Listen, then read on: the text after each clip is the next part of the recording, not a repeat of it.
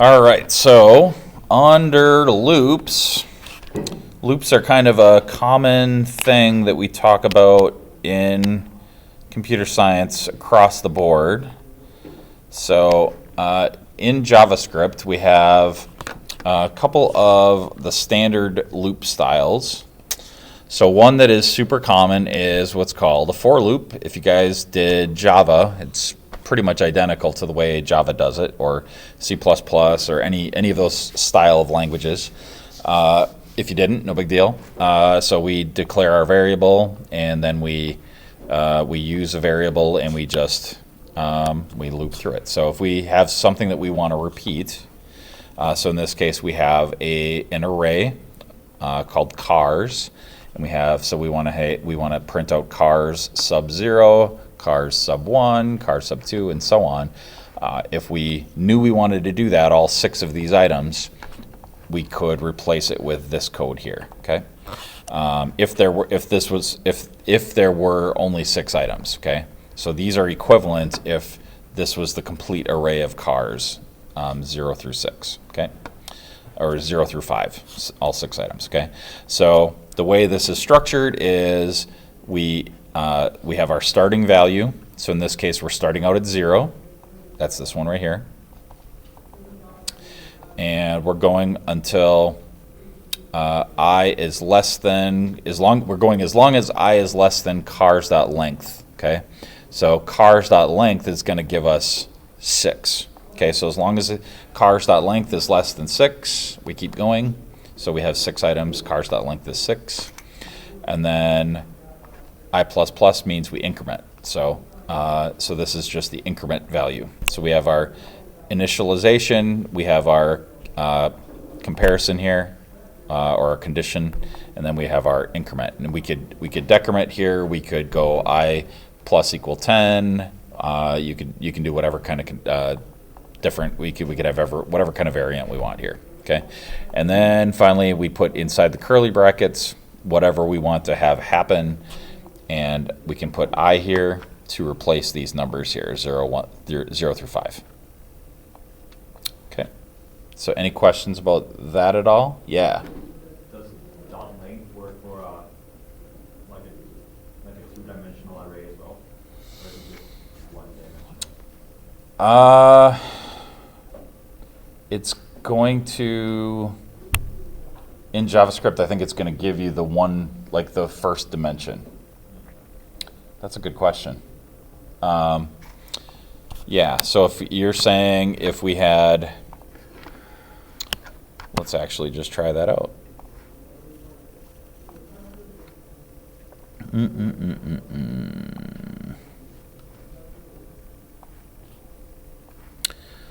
Let's see. So if we wanted to have car 1, and then we want to have another dimension to the array. Okay, so you can set up arrays kind of like that, where they have multiple dimensions. And let's just see what we can do here.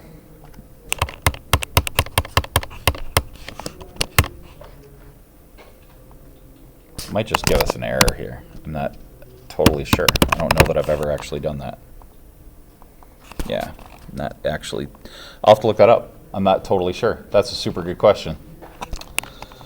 All right. So, but for that very reason, we don't typically do that.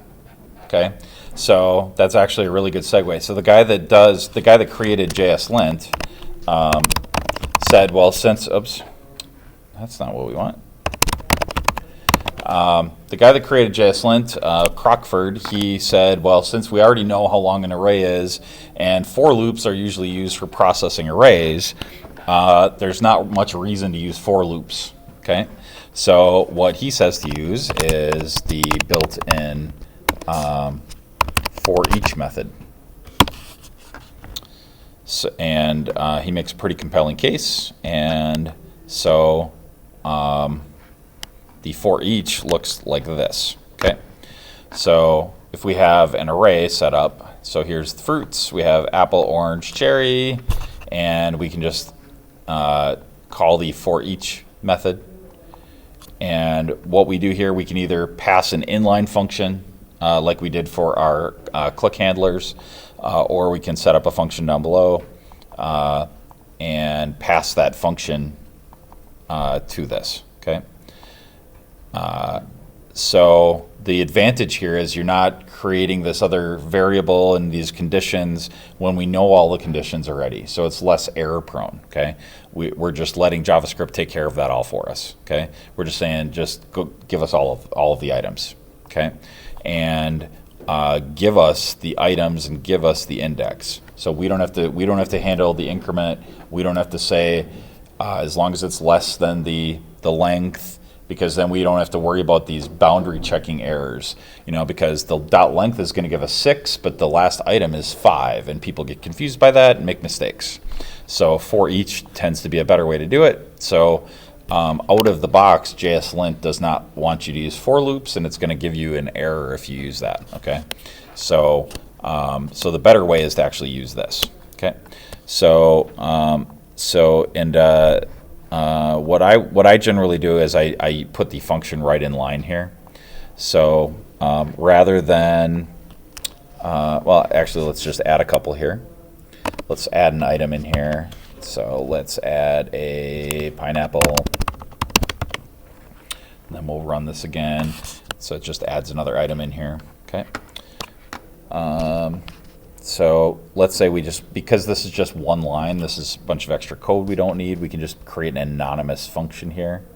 So we can just put this right in line here and get rid of this code here. Okay. So this is functionally identical as long as we put a semicolon and a parenthesis at the end. Okay. So that works really, those are functionally identical. Okay, we can just embed that right in there. If we're not going to use these indexes, we can actually get rid of this index number. We don't have to have that in there at all. So if I just want to have item and we don't want to have index listed at all, we can just get rid of that. I'm not using the index on most of the things. Like in the address book, I'm not counting up the items at all. So in that, I'm just using item. Or I'm usually calling it contact or something like that. Okay. So you could call it contact. And this doesn't have to just be a simple string. This could be an object. Okay. Cool. Any questions about that? Easy. So then also there are while loops, which is actually probably a little simpler to understand. A while loop is just while this certain condition is happening, repeat what's in this block. Okay, so you can emulate a for loop by just saying I equals whatever up at the top. So you can say I equals 0 while I is less than the length of the array, and then print the array, increment the array. So you could emulate a for loop with a while loop. But while loops are very often used to like read in from files or read in from the network, things like that. Okay. So the reason I'm talking about all this nonsense is because you're going to need to probably use some kind of a loop for that address book project. So in 2 places in the address book, and I annotated them. So in the starter, in the JavaScript. So in the display section, it's saying you're going to iterate through the array with a loop. Okay, and then have each contact print itself. So you're going to call the print contact function that's up here for each item that's in there. And you can use a for loop or you can use a for each loop. If you do a for loop, you're going to need to add a directive at the top here for JSLint. You're going to have to say that you're using a for loop up here. So if you want to do that, just talk to me about that. I can help you add that in there. Or you can look at the JSLint documentation, but make sure you do that so that it validates. And so you need to add it to the display and the display address book, and also you need a loop for the I think it's down below, the populate address book. So the populate is to simply copy the items from the permanent storage. I'm referring to that as the perm contacts to the mem contacts. Okay. So you're just copying the items one by one from one array to the other. Okay. Make sense? So in the case of the populate, I should scroll a little slower. So in the case of the populate address book, you're going through all the perm contacts one by one, and then you're going to create a new contact. This is the way that I did it anyway. There's probably multiple ways to do it. Then you're going to create a new contact using the new. You're going to call new contact up here. You're going to pass in the parameters that you read in from the perm contacts. You're going to pass it into here. And you're going to create a new contact, and you're going to push it onto the array of mem contacts. Okay. So it's a little bit complex, but not too bad. Okay. So and there are multiple ways to do that. Okay. So my code for that, I'll show you what that looks like, so you're not just completely in the dark. Looks like this. And again, yours is not going to be identical. Okay. So I'm doing this check to make sure that perm contacts exists. So I'm saying it's not null, just in case. It's always good to check all these things. Then I'm using that for each method, so no big surprise there. So, and then I'm calling that function in line using contact. So then I have contact here. So contact.name, contact.address, contact.phone, whatever I'm using, right? So whatever fields you have to pass in here. And then I'm creating a new contact object,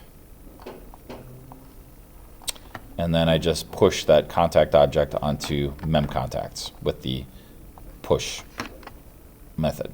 Okay. So not a whole lot of code actually, but really the main new thing is just a couple of array things that we're dealing with. So the for each and the push method. So that's kind of a new thing. And so if we look at the display is really ultimately even easier. I'm doing more checks, but that's actually even easier. Display, is that down below? I always get confused which direction I'm going here. Yeah, must be the other direction. Yeah, it's just small. So I did a bunch of probably redundant checks here. So I'm checking to make sure mem contacts is an array. I'm checking to make sure that the length is greater than 0, because there's no reason to proceed. And I'm making sure it's not null, which if it's greater than 0, it's probably not null. So I probably don't need to do all three of these checks.